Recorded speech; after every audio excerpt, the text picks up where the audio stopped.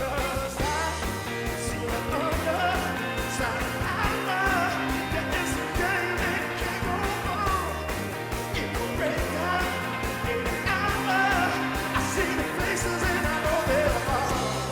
right, welcome back to 755 Forever. It's going to take me a while to get used to that. I'm David O'Brien, Braves writer at The Athletic, with my co-host, as usual, Eric O'Flaherty, former Braves reliever, not a Hall of Famer, but would have been if you could have repeated that one season like maybe 9 or 10 times.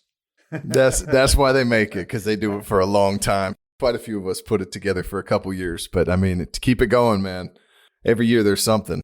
Man, let's start with the fact that I'm sure everybody's aware now of the Hall of Fame announcement today. Going to be a nice class, man. You already had Jim Leland, who's voted in by the Veterans Committee, which is now called the Era Committee. And joining him, Todd Helton, a couple of first ballot Hall of Famers, Adrian Beltre and Joe Mauer. And I think Joe Mauer's probably, I think we agreed, is the surprise if there is one. Not that he got in the Hall of Fame, but I think everybody thought maybe the first year he'd be lucky if he gets maybe 60, 65%. It may take him 2 or 3 years to get in, but he goes in on the first ballot. I think that's kind of a nod towards the new voting. People are a little more sophisticated in the voting, not going on counting stats, going on more analytics, how great he was for a period of 9 years as a catcher, rather than looking at the counting stats over. Because once he moved to first base after 9 years, he was just an average player at first base. Didn't have the big power for first baseman or anything. But as a catcher, he was pretty incredible. Yeah, and you get so much credit for doing it as a catcher, putting up numbers as a catcher. I remember there was a conversation about BMAC having a chance for a while. Like if he would have continued his production, he would have been there, because you just don't see guys playing that many games and putting up. I mean, he hit 364 one year, Mauer did. I mean, won an MVP. I didn't expect him to be a first ballot, but like you said, I mean, the voting's kind of changing. Yeah, Joe Mauer hit 365, I think, one year, won 3 batting titles, 3 gold gloves as a catcher, MVP. So he really fell off after the move to first because of injuries. But you know what? I voted for him, and my reasoning kind of was, I vote for Andruw because of the 10 unbelievable years where he won 10 straight gold gloves and averaged 34 homers and just over 100 RBIs. So I'm going to vote for Mauer for the 9 years that he was catching.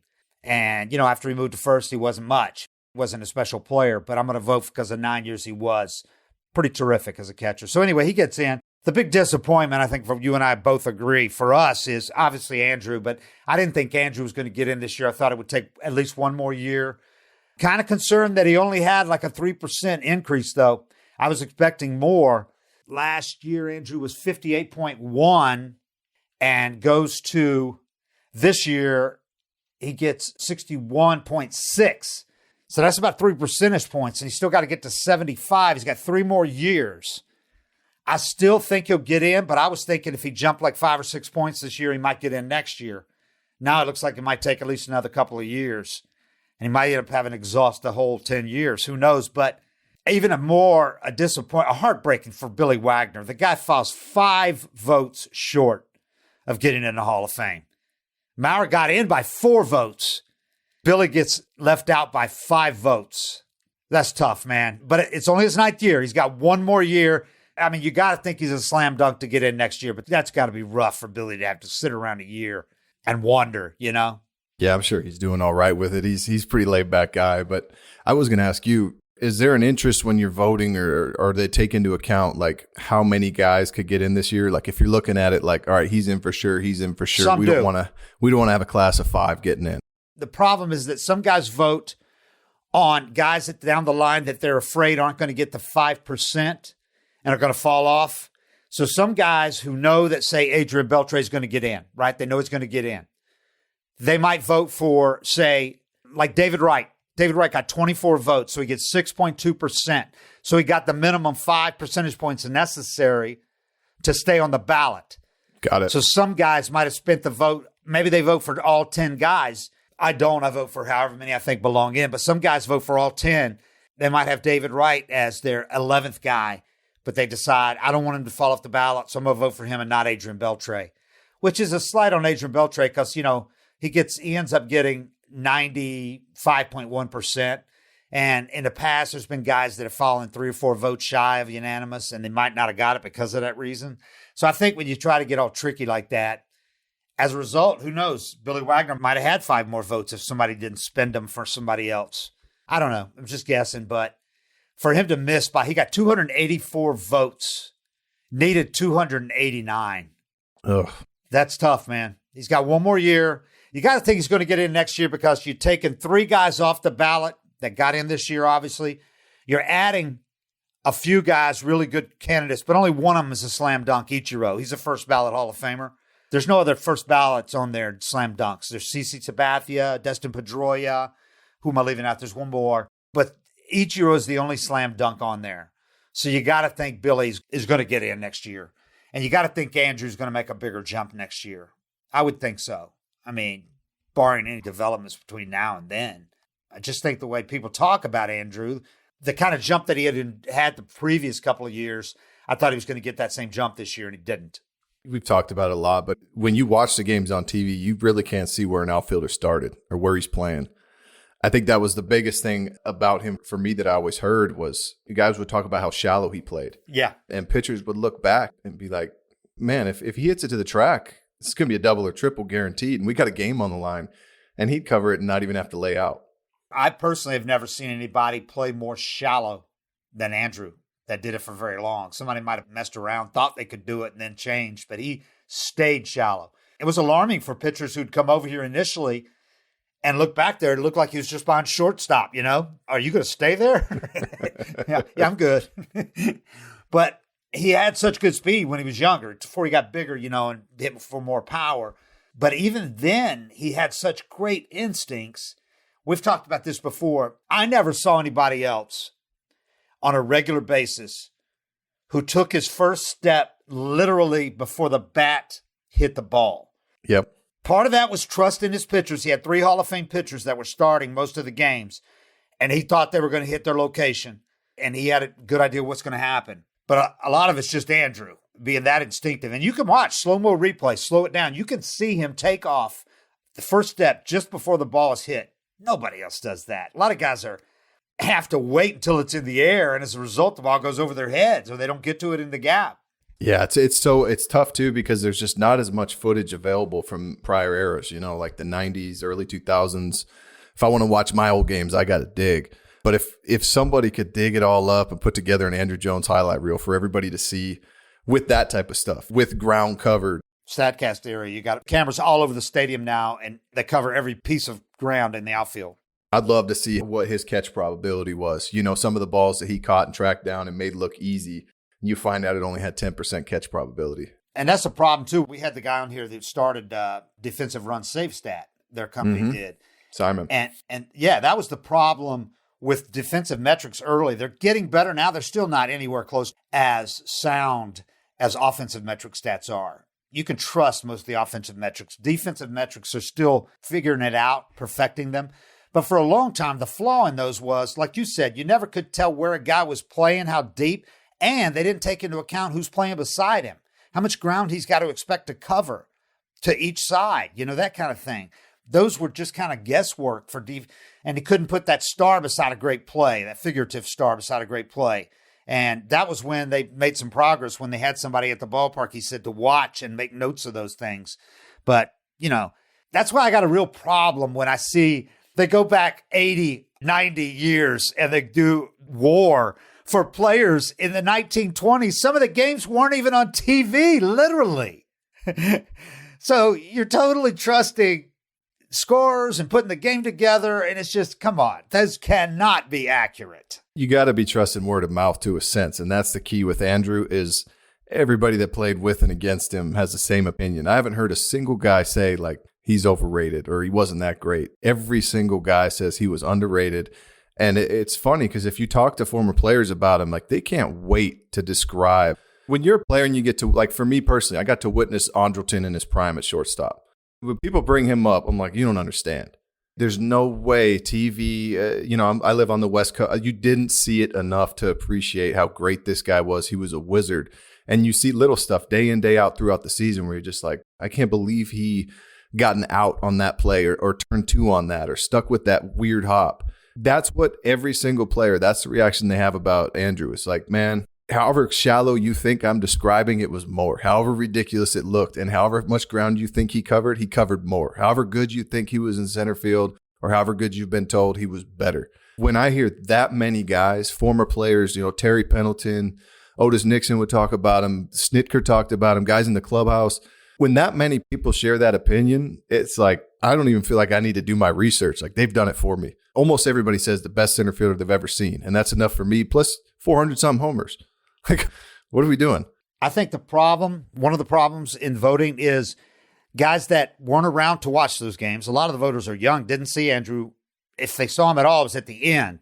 So in their heads, they see this pudgy guy, injury-plagued guy playing with the Dodgers at the end, the White Sox DH and playing right field, whatever. That's in their head, even if they try to push it back and look at the numbers, just the numbers that say he averaged 34 homers and over 100 RBIs for a 10-year span when he won 10 straight Gold Gloves. But that's what they've got to go on. His batting average wasn't great. His OBP was good, not great. So they're looking at that, and they can't fully appreciate because they weren't watching the highlights every night of Andruw, and they certainly weren't watching the games every day. I think guys who covered, say, Jim Edmonds, you might hear them make an argument. Dude, I had somebody say that to me last night. It's because they watch him every game, so they've seen all the plays he made and all this. But if you take somebody that saw both of those guys play hundreds of games, I defy you to find one who says Jim Edmonds was as good as Andruw. You might find somebody to say Ken Griffey Jr., the kid, was that good. That's the only guy since, say, Willie Mays. That's the only guy, Ken Griffey Jr., before all the injuries, that anybody, I think, legitimately says was as good as Andruw. And Ken Griffey did a little bit different because he was able to go up and steal so many home runs. He was tall, had that leaping ability. So he did things a little different than Andruw with the amazing catches. Andruw made the diving catches coming in, going to the gap. And Andruw stole plenty of home runs, too, over the wall. I mean, he could get up, too, for a guy, that was 6'1" and not built like Ken Griffey. But, the Jim Edmonds thing, he was great. Jim Edmonds was a great defensive player, but too many of those catches that were made flying through the air. Andrew's under that ball, man. So it's not a big highlight reel catch like it was with Jim Edmonds, diving, getting completely horizontal. And I'm not dismissing Jim Edmonds. I'm just saying Andruw had such great instincts and first step was so good that he made those catches, some of those look easy. That's the benefit about, all these stats and tracking stuff that we have now is we talked about it plenty last season. It's like Michael Harris doesn't make it on ESPN top 10 because he tracked the ball down on his feet. And then you get the guy that gets a bad jump and has good speed and has to lay out in the gap. And it's an amazing catch itself, but it's not as good of a play because the whole body of the play was a bad jump, and then he made up for it with athleticism. Yeah, that's what I was going to say, sheer athleticism, speed. Yeah, that's the difference. And Andruw had a hell of an arm, too, for most of his career until the injuries kind of took a toll, but it was really accurate arm. Let's just hope he gets in. It's just kind of a bummer that the progress that he made the last couple of years kind of stalled a little bit. So we'll see next year when the ballot's cleaned up a little bit. Some of these guys are off of it, and there's not going to be the overwhelming guys. Next year, I think Billy Wagner gets in. And it's funny, the ex-Braves were 4, 5, and 6. Billy Wagner, Andruw, and Sheffield. Well, Sheffield's off now. That was 10th time for Sheff. So Sheff ain't getting in now, man. He's going to have to leave it up to the Era Committee. And that's potentially a problem for him. Sure, the Era Committee can change it with time. But right now, that's going to be a problem because there's some older guys that depends on the makeup of the Era Committee, obviously. But some might remember Sheffield, allegedly throwing the ball in the stands when he's pissed off in Milwaukee. Some are going to have the steroid link because none of the steroid guys get in with the Era Committee. No, not with former players. Not even close. Not with guys that have been through 162. If you took a shortcut, I'm not saying he did. Nobody really knows. I mean, it was just kind of linked to it, but that's one thing that every player agrees on. Yeah. The only difference I'd say is you've asked some current players if like Barry Bonds will be in. And the majority of the ones I talked to say yes, the current players. They weren't competing against the guy and thinking, I got no chance against this guy. Look at him, So they're just looking at their numbers and shit. They didn't play against them, the ones that are around today. So talk to the older players is a different story, man. There was talk of when it looked like when there was a question on whether Barry Bonds and Roger Clemens were going to get in. There were a lot of the older Hall of Famers because the Hall of Famers, as you know, go back. They all go back every summer. And there were a lot of them saying, if those guys get in, I'm not coming back. And the Hall of Fame was like, we can't stop people from voting for them. But they were crossing their fingers going, let's hope not, because we don't want to have a half-empty bleachers behind the dais there with the covering where there's 50 Hall of Famers sitting back there. They didn't want 20 guys back there, That's a bad visual. Yeah, because it's pretty damn impressive how many of them come back. If they can walk and get there, they come back. Yeah, I thought of that a while back. I was like, because Barry was going to be a Hall of Famer if he did it or not. But just some of these guys just let them in, but no induction ceremony, kind of like a silent induction. They get their plaque and it's in a different hall. Like there would be ways to do it. But really, I mean, it's so hard to get through a major league season. Think of what Barry Bonds, you're never going to get him to admit it until maybe later in his life when he's not a Hall of Famer. I wonder if he tells his friends, was it worth it? Because if you think about what he gave up, you don't see Barry Bonds in any commercials. Barry Bonds should be with his numbers, and not the artificial numbers. Barry Bonds, before he did the roids, was a 30-30 guy annually, that type of guy. He was the best player in the game. He was a Hall of Famer before he did the roids. If he'd have played like that another 10 years with his smile and doing it in San Francisco, the guy'd be in the Hall of Fame now. You'd see him on all kinds of ads in San Francisco and elsewhere. I mean, he gave up so much by doing that. Yeah, he's got the home run record, but what's it worth? Nothing. It's worth nothing. I can't even tell you how many home runs he hit. Can you? Too many. I can't even tell you how many home runs he hit. I mean, yeah. The record means nothing now. That's the deal you make, though. I mean, that's the trade you're making is fame for right now. Roger Clemens, the same thing, man. Could have gone down as one of the greatest pitchers ever, and in some people's view he is, but there's a huge asterisk by it. I'm going to be honest, though. If I could go back and make the kind of money those guys made, I have no problem riding off into the sunset and nobody ever hearing from me again if I could have what they have. Well, especially the money now. Yeah, I mean, but certain guys have those. They love the spotlight and they love the attention and the awards and the accolades. I'm sure it's hurting those guys not to be able to get in and get recognized, but that's the deal you make. I bet it really hurts. I bet it really hurts Clemens because you see Clemens wants to be in baseball. His kids are in it. He does interviews all the time. He's on the network all the time. You don't see Bonds doing anything. Even though his dad was a legendary player himself, as Willie Mays is his godfather, you don't see Barry Bonds doing anything with baseball. He was the Marlins coach. He didn't coach for a year. That didn't work out. I mean, he's just kind of shunned by baseball. Well, you got to carry that everywhere you go. I mean, even if people don't say it to your face, you can see it in their eyes and feel it that they know what you did. Right. So Billy Wags was fourth with 284 votes. You needed 289. Sheff was fifth with 63.9% in his 10th and final year. Used to be 15 years you were eligible. That changed about 6-7 years ago because it was clogging up the ballot too much. So they shortened it to 10. So there's a little more urgency now with these guys to get in. And you do see a spike usually for these guys. They're kind of borderline. A lot of times guys get this close in their 9th year and they get in the 10th. It's happened. And you didn't have that urgency, obviously, when there's 15 years. But it just makes you wonder even more, like, how the hell Dale Murphy, Fred McGriff didn't get in on the ballot. I mean, Fred McGriff was just ridiculous that he didn't get in. Well, for me personally, I think it would mean even more if the players voted me in, Yeah, it does. It's got to mean a lot. It does. You're right. And you don't care. Once you get in, you're in. But you're right. Your peers, the fact that your peers vote you in, especially if you get in like the first time you go before the Era committee, like Fred did, and Fred was unanimous. That probably does mean more. You go in, you're unanimous, and you're the only one selected by the committee that year.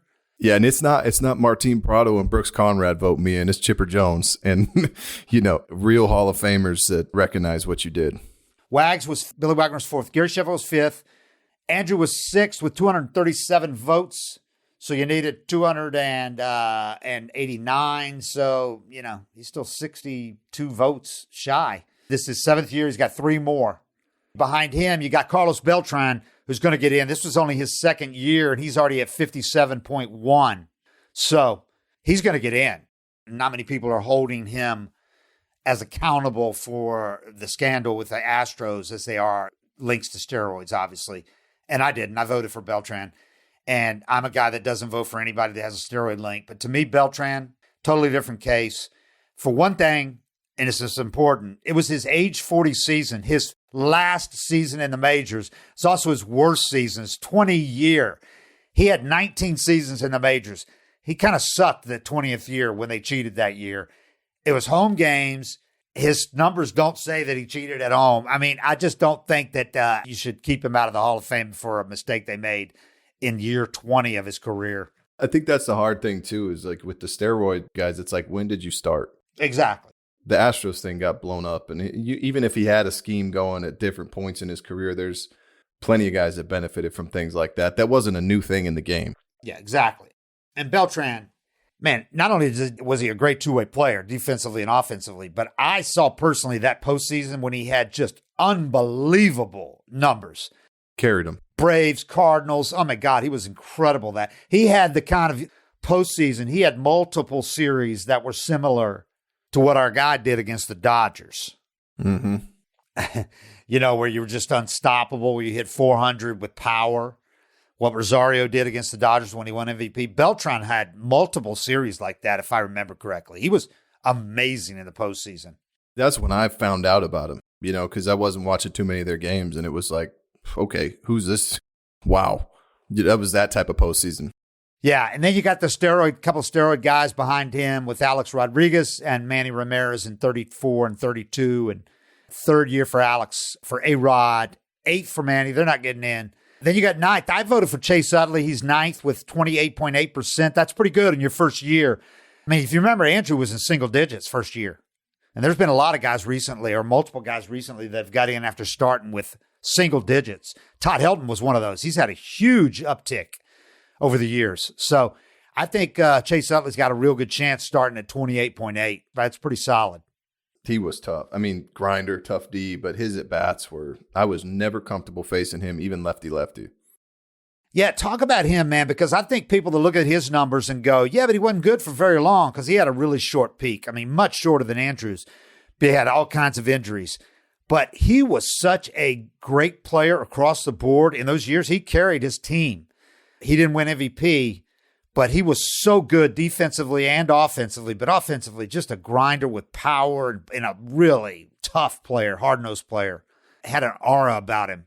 He was a badass, man. Similar to Pedroia. You know, when Pedroia won that MVP, I remember talking to, I think it was Rossi about him. And I was just like, his numbers don't jump off the table. You know, I mean, they're really good. He's had a good year. And he goes, man, if you watch him play every day, he does something every single game, whether he makes a play, what the energy he brought to the clubhouse. It was just something like that. Everybody agrees this dude is a special player. And I think Chase was just like that, where, you know, he's making some big play in the hole or stealing a base at the right time, but he's playing to win and doing something every night. I mean, I hated facing him. You know, I faced him so many times, and I could never figure out how he saw my breaking ball so well. I would start it at him. He'd be all over it. I'd start it down the way. He'd take it. And I'm just like, man, I got nothing for this guy. When I faced him, I was just hoping I got him out, but I didn't really have a plan. And then one time I faced him, I gave him a concussion. I threw a fastball up and in. I started it at his head.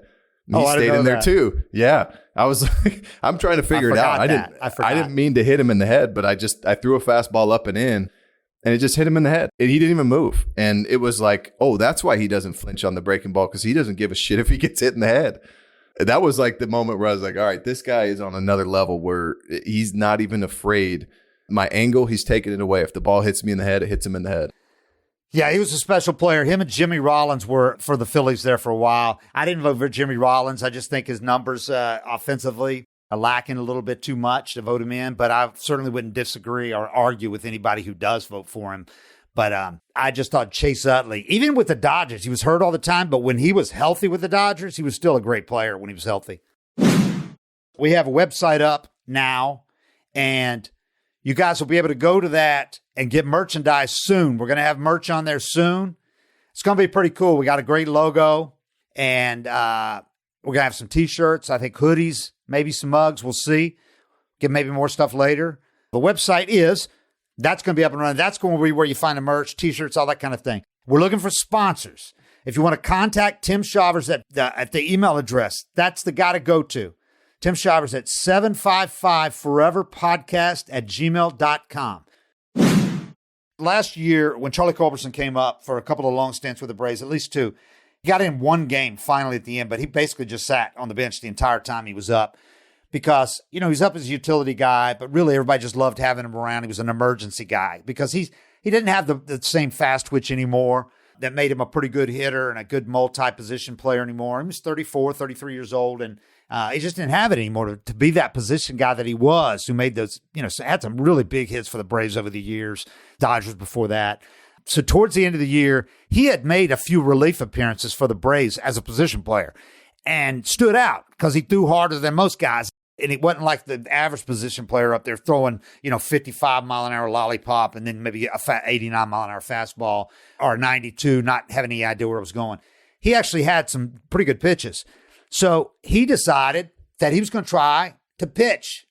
And the Braves late last season allowed him to go and start working, start throwing some on the side and working as a pitcher to see if he could do it to extend his career. So he was on a developmental roster, I think it's called, where you can work on that. And he's going to go to spring training with the Braves at the minor league camp as a pitcher, a relief pitcher, and try to make it. He's 34 years old. As a position guy, he threw 93. I think he might have topped out at 94. Now he's working on some other secondary pitches. Supposedly he's made some progress with them. I guess we'll see, walk over to the minor league camp and see. But what are your initial thoughts on that, Eric, as a former reliever, about his chances of making it as a reliever at 34? You ever seen position players play catch? They play father-son catch. I mean, these guys never test their damn arms. So, for me, I'm really interested in it because I worked all year to throw 93, 94, to touch that. My arm was built up. I'm off the mound. I'm long tossing. I mean, everything is geared toward that. Position players, they just keep their arms in shape. I mean, they maybe get out to 120 for 3 throws and they bring it in, chuck it around, mess around, pretending they're pitching. It's just off time. They are not focused when they play catch. They fire balls across the hole, so they keep their arms kind of strong. But I'm really interested in it because if a guy can just jump off the mound, not having pitched or built it up and throw 94, I could see him getting into the upper 90s or at least throwing 95, 96. There's 2 options is either he builds that arm up and gets a shit ton of velo, or throwing every day kind of breaks his arm down and you find out he's really 90, 91. But just to be able to jump off the mound and throw 94 in the middle of a season with no training or, reps off the mound, because throwing off the mound is different too. I mean, using the slope, and to be athletic enough to just do that and throw 93, 94 as a position player is wild. It pisses me off. Every time I see a position player do that, I'm like, this is bullshit, man. They shouldn't be able to do that, but they are better athletes. So for me, it's something I'm going to keep an eye on just because I want to see. We always wonder, what could this dude do if he built up to it? Or you hear guys like Austin Riley or somebody that was a pitcher or has this great arm. Simmons. I always wanted to see Simmons off the mound, and I think exactly. That's who I thought. He got upper 90s. I was think 98 at some point as a closer in JUCO. Yeah, but that's still being the closer and pitching a lot. It's that Charlie just jumping off the mound randomly. It's pretty incredible. Remember LaRoche would throw a bullpen on the side occasionally to keep his arm in shape? Yeah, I think it was LaRoche that would. He kept throwing on the side to keep his arm in shape, and he wanted to get in, and he would throw over there, and he had some secondary, at least one secondary pitch, a breaking ball, and he hoped that Bobby would put him in at some point. So in spring training, they used to leave the gun on. Me and B-Mac were always talking shit to each other. He'd say it's not that hard to throw 90 or something like that, and we'd be doing PFPs, and you'd throw it to the plate, and it'd say 65. Pitcher's fielding practice for those not aware. Pitcher's fielding practice. But if you're on the main stadium, that gun was on at all times. So it was up one day, and some position players were walking by, and I remember B-Mac jumped off the mound, thought he was going to be at least 85. And he was 74. And, so we love that. We're all laughing at him, giving him crap. And it's funny because you forget how hard 94 is. It's freaking fast. And it's special to be able to do it. Not a very large percent of the population can do it. Most position players, I'd say your average position player, they'd get off the mound and let it eat, and they're low 80s at best. So Charlie being able to jump on the mound and throw 93, 94, I mean, it's serious potential. Yeah, I think the guys that you think have the arms to do it are typically your shortstop, maybe your third baseman, because they make those throws where they have to throw in the 90s a lot of times to get guys. And there's no doubt in my mind, Andruw, if he wanted to do it, he could have done it. Now, he had some injuries late, and that's probably why he didn't even try. But if this was Andruw, then I'd be over the minor league game to watch, because I'd love to see that. I might have to fly out. Because he had a hose. I always wanted to see him off the mound. he threw as hard as anybody that I'd seen since Sean Dunston. When Sean Dunston was with the Cubs, he was the only other guy. And Fuki had a great arm. Fuki threw 90s too. But Andrelton, and Andrelton only threw hard enough to get the guy. He had such a great clock in his head. He didn't try to show off the arm. He threw just hard enough to get the guy. When he had to completely let it eat, as you said, he'd get it up over mid-90s to get a guy. You know who else I'd like to see is Acuna, because he threw a ball, I think it was 104 or something like that, flat-footed last year. Crazy arm strength, yeah. You talked about that throw he made, just screwing around for the game, wherever it was, when he threw from the warning track on in Arizona, right center down into the stands on the left center. He just flicked it about 360. I mean, he threw it from the right field foul line by first base. You go down the line, it's 340, and he threw it 20 rows up with just a step and flicked his wrist. The one I can remember Charlie making was the one in left field where he caught the ball. You watch the replay and you still don't understand how he did it. He caught the ball with all his momentum going towards center right field, coming over, and he jumped up and threw across his body with all his momentum going to the left. He threw I think it was a one hopper to the plate and nailed a guy. It was an incredible throw. It was a big throw, too. It was the game big throw. Line, right? Yeah. Like an ending play. It was like a game-saving play. That was like just 3 years ago? 2 or 3 years ago. Wasn't last year, obviously, but I think it was 2 or 3 years ago. That was a tremendous throw. I mean, the fact that he could do that and he hasn't had, elbow, shoulder problems. The other thing is he'd have a lot better chance, I think, of doing this for another team. The Braves have a stacked bullpen that it goes about 12 deep, before they would even think about letting Charlie do it, but probably 15 deep. But he loves living here, and he's got his wife and three kids, I think it is. They live in suburban Atlanta. So he's got a setup, man, where he can live at home going to play in AAA or the major leagues. That's why he loved being here last year. He could go somewhere else probably and be a utility guy for a bad team maybe that needs him. Probably could still do that now. But that's the beauty of it. You're not just getting a dead spot in the pen. You're not just taking up one spot in the pen. You got a defensive sub. He could do a lot. He could do that for sure. That is something special right there to be able to go in. And yeah, because there's times where they could have used that.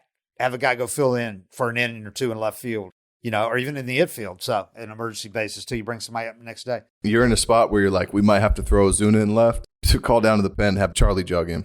The biggest advantage for him is going to be having hit his whole life, because it provides so much perspective seeing that ball coming at you versus just throwing it. I got 3 at-bats, and every time I hit, I was so much more confident pitching because I'm like, I'm throwing this same shit up there? You look at it, and it's unhittable. My first at-bat was against Will Oman, and he was only throwing 90. But the ball looked like a ping pong ball, and it looked like it was 7 to 10 inches outside, and it caught a third of the plate. And then he threw me a slider, and I thought I was all over it.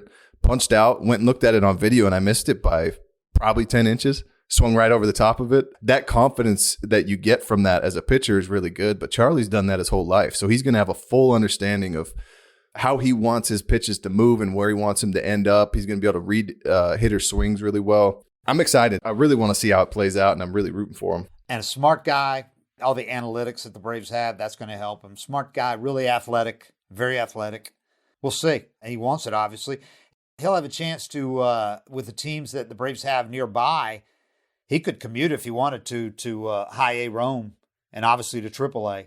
So that would work out once he's ready to throw in some games. So we'll see. We'll find out. I think we'll know by the end of camp, minor league camp, whether it's going to have a whole spring to do it. So they'll have a good idea of if it's realistic or not.